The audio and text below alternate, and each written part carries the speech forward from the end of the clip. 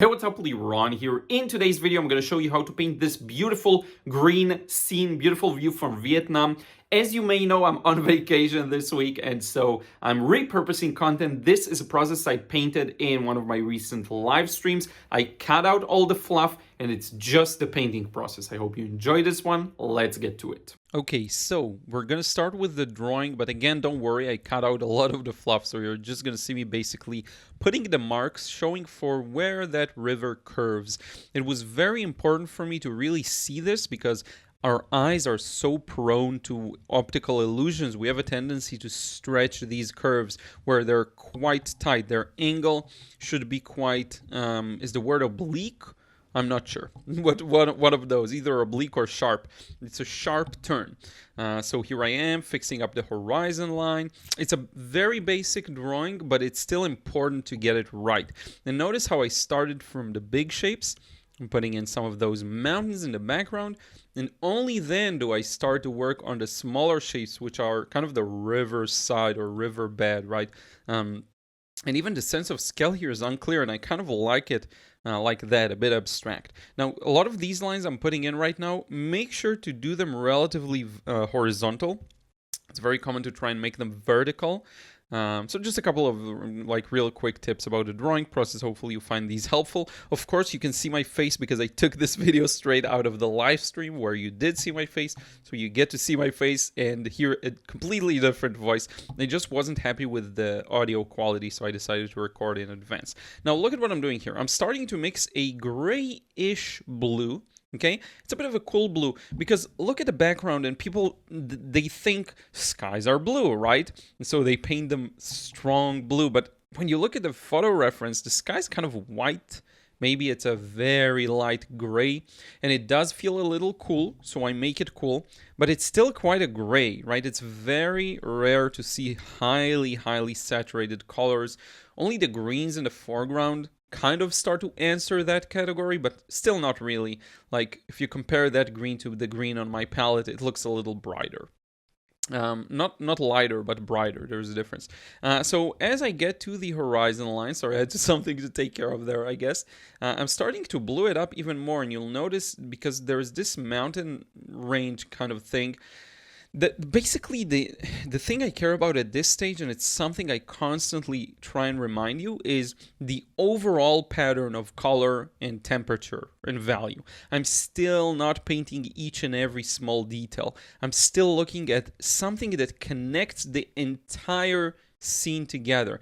That's how you get a good initial wash that flows, that looks good, that is clean, and sets the stage for the next steps when you'll put in some more details. Because if you try and cram everything in the first go, and you can do this kind of a la prima, and you can get it right if you're good, but for many beginners, the problem with these washes is you try and you obsess over the details, where the details don't matter. Find the overall theme. Now, what's the overall theme here? To me, that is gray, then a bit of blue, and then onto the green. That's everything I see here. As long as I get that, I'm pleased. Now, you will notice one small thing I kind of did here and try to establish is just a few highlights at the back. And by the way, this paint I'm putting in right now, thankfully it's wet enough so that I can put this paint and it will still show. It won't move everywhere, but it also won't create awkward cauliflowers because it's still wet enough, okay? Now, again, back to the point there, I was including just a few small highlights, just a few optional details maybe for a next stage. I actually got rid of most of them, but one of them in the middle is still quite visible. And look at how slowly I'm introducing more green. Now, people always ask about the colors. The colors don't matter as much. Just choose your palette and stick to it. To me, that's mainly, here it's phthalo blue, and it's Indian yellow. And it is Perlin red, if I'm not mistaken. Maybe I'm using a bit of Quinacridone Rose. I think it's actually Perlin red here, which I don't use a lot of because most of the scene is green, so mostly blue and yellow. Now, I noticed an opportunity to put back stronger, slightly stronger blue paint. And it's also slightly thicker, which makes it stay there again and not move too much. It does move a bit, right? Don't get me wrong, but not too much. Now, this combination actually works really well for the Indian yellow together with the phthalo blue. It mixes a yellow that isn't too artificial or pure, um, but is still quite.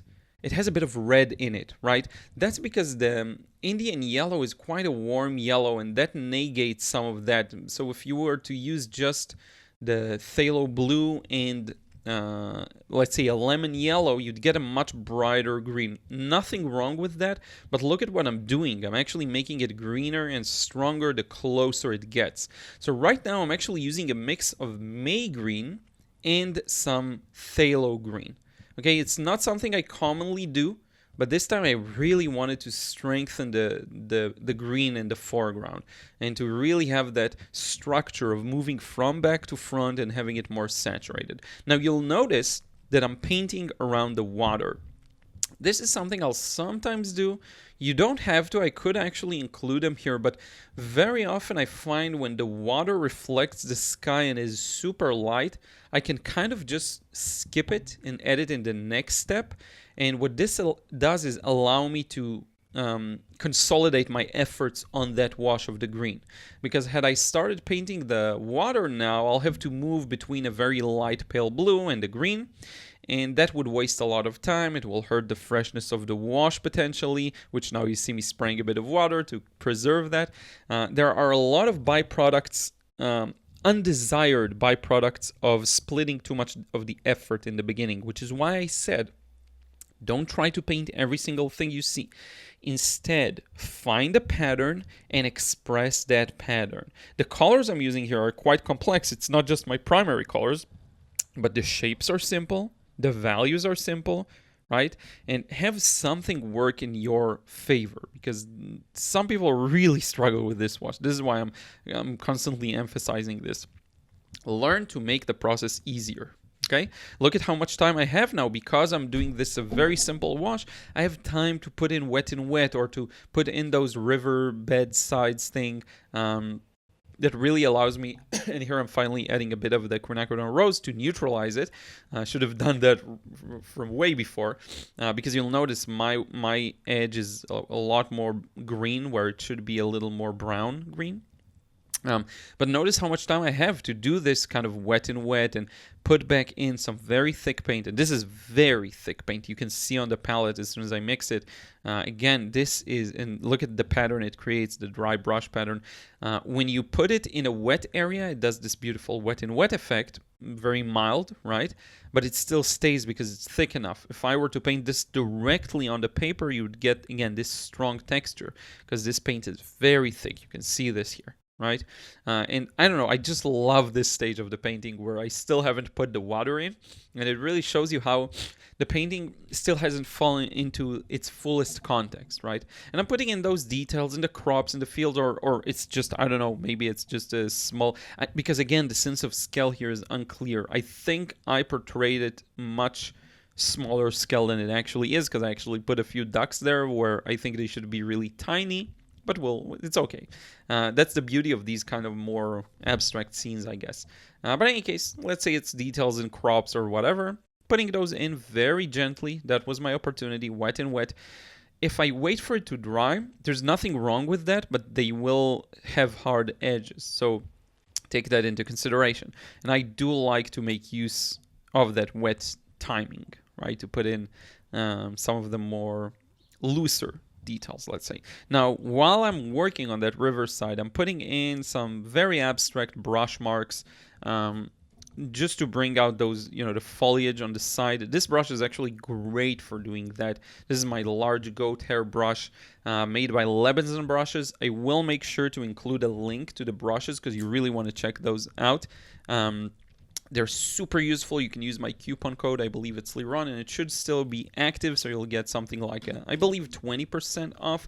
Just be sure to use that. If you can't or you're having a hard time, you can also include a note that says you heard about the brushes from me. Just write Liron, and Tracy will know. These are awesome brushes, Lebenzon Brushes. Just really good, and you notice how I established the entire first wash with them.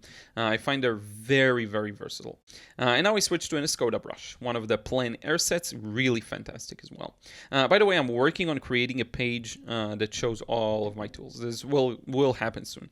So you can just click the link and find whatever you want. Paints, paper, easel, everything.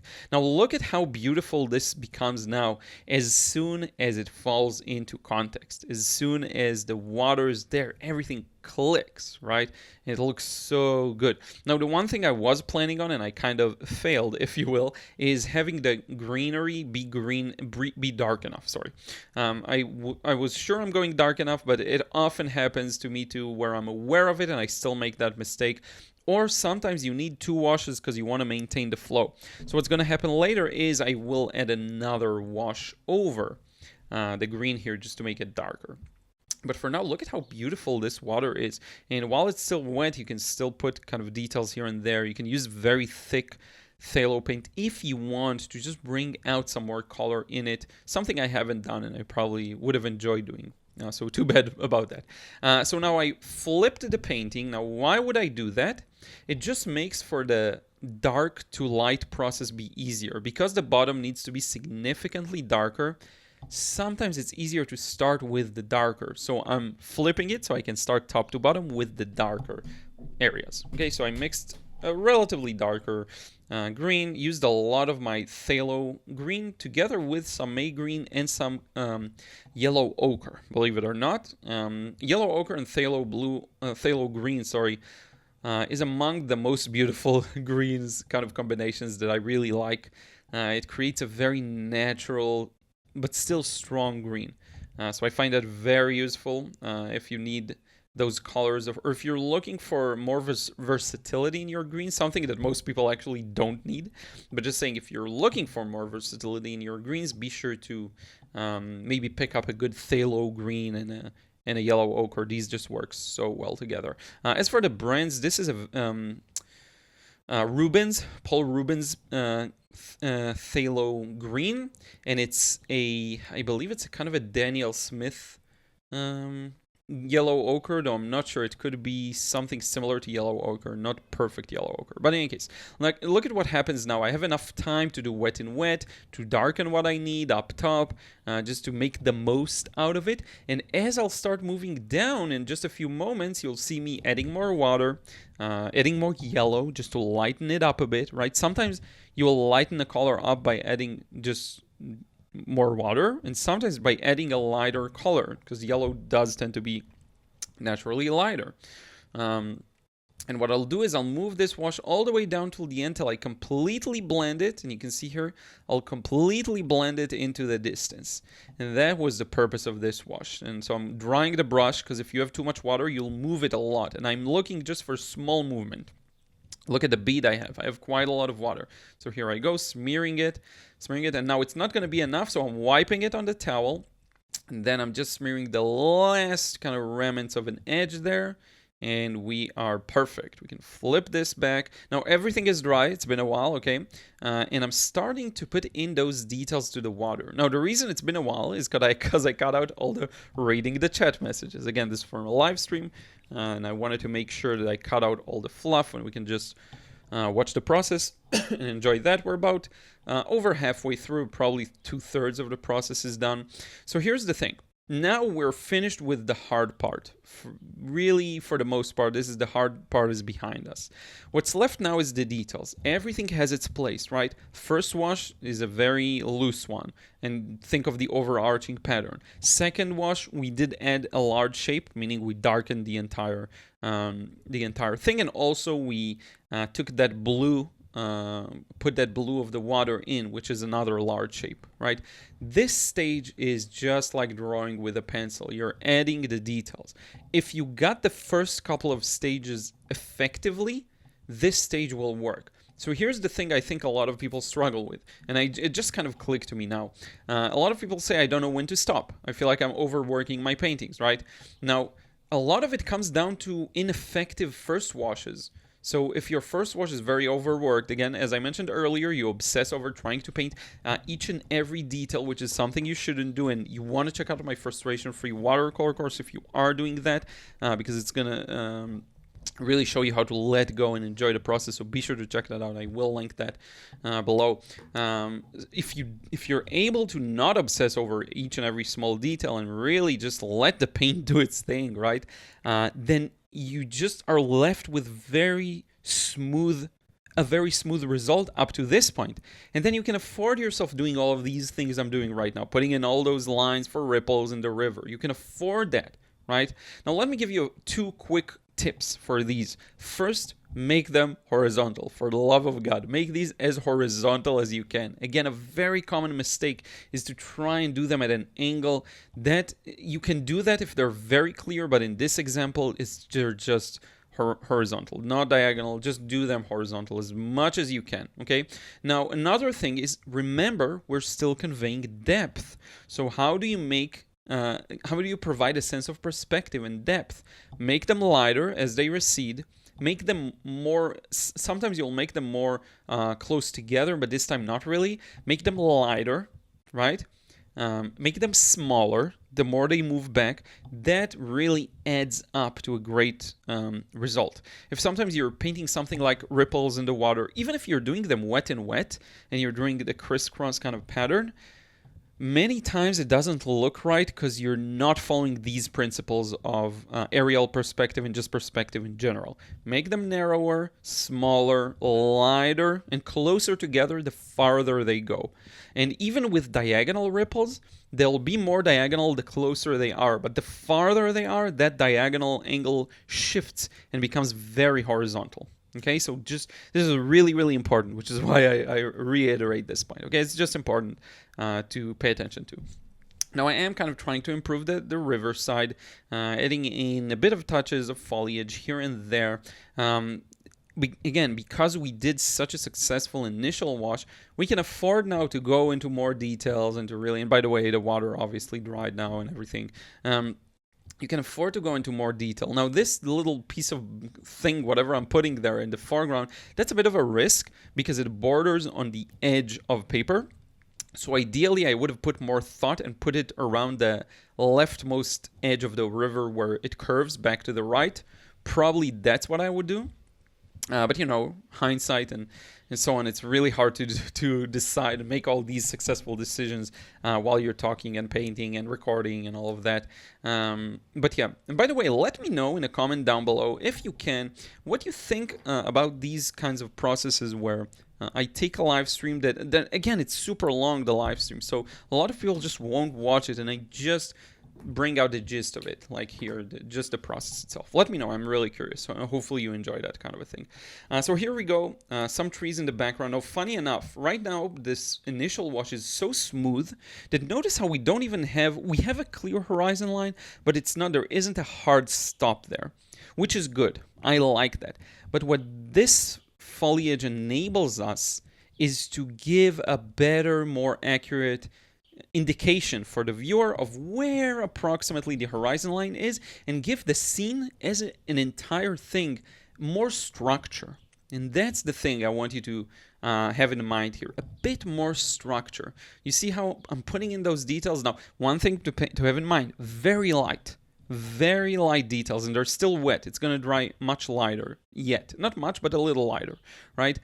Very light, because it's in the distance. Very muted. This isn't a strong blue. It's not a strong green. It's just a muted, kind of looks like an indigo or a Payne's gray. And not Payne's gray, is that like a Payne's gray blue kind of a thing?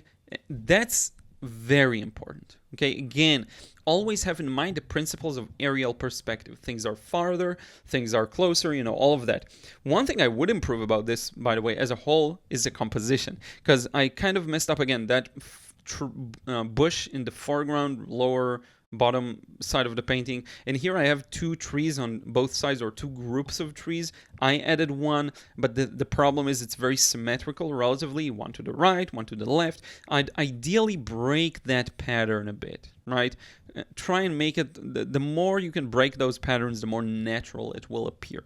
Okay, and these are very high level concepts, so this is why you do first off, why you do test sketches and like prep sketches for a painting, because then I would have noticed that maybe. Or why you do multiple versions of a painting. Never stress yourself to make this painting count. This is the one, the only one you get to do. No, you get to paint the same scene again and again and again and again until you're happy. So I learned, maybe I'll do another attempt and it will be much, much better, right? So look at that as a first attempt. Now I'm gonna add a few little ducklings. At this stage, I just open up a random Google search image. I usually don't do that, but because it's just a small detail, I used it as a very loose reference. Just basically indicating the bodies of the ducks. And again, this gives it an idea of what the scale is, right? It makes it probably smaller scale.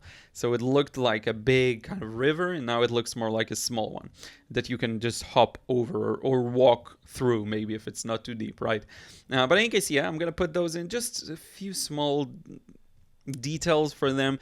These I look at as a whole. It's just the entire shape of the duck. There it is. I put it in, starting from the beak, the head, the body, and that's pretty much it, right? These are relatively simple. Gives it more movement and more motion. And then I believe someone in the chat gave me the idea, let's give it even more movement by adding some birds in the background. So we will do that as well. That was actually a very important move, I believe. It really made this painting, I think, so much better.